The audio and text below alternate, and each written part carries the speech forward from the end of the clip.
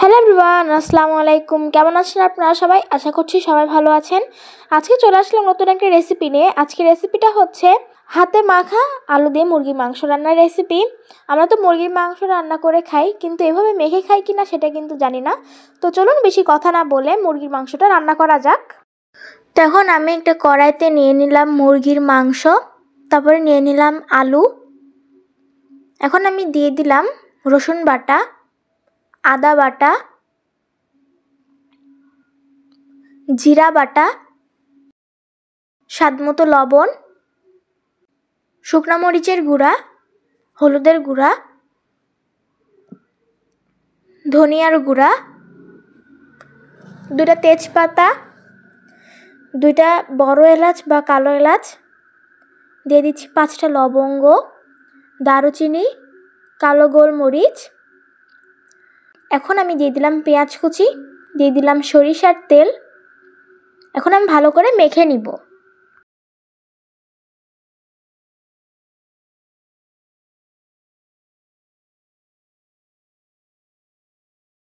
তো বন্ধুরা, আমি মেখে নিয়েছি। এখন আমি এখানে একটু হাত ধোয়া পানি দিয়ে দিলাম, সামান্য একটু। তখন আমি ঢেকে চুলায় দিয়ে দিব।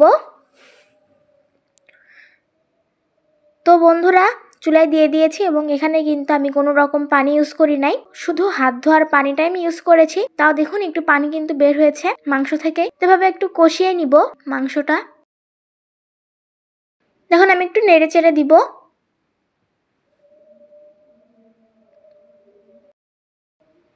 তো এখন আমি একটু দিয়ে দিলাম পানি, শুধুমাত্র গ্রেভির জন্য। তখন আমি একটু নেড়ে চেড়ে নিব। তখন আমি ঢেকে দিলাম।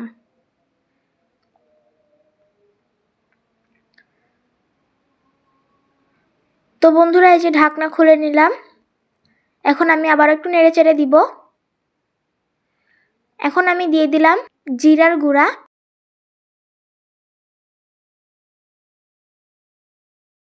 তখন আমি একটু নেড়ে চেড়ে দিব। তো বন্ধুরা, মাংস হয়ে গিয়েছে, এখন আমি নামিয়ে নিব।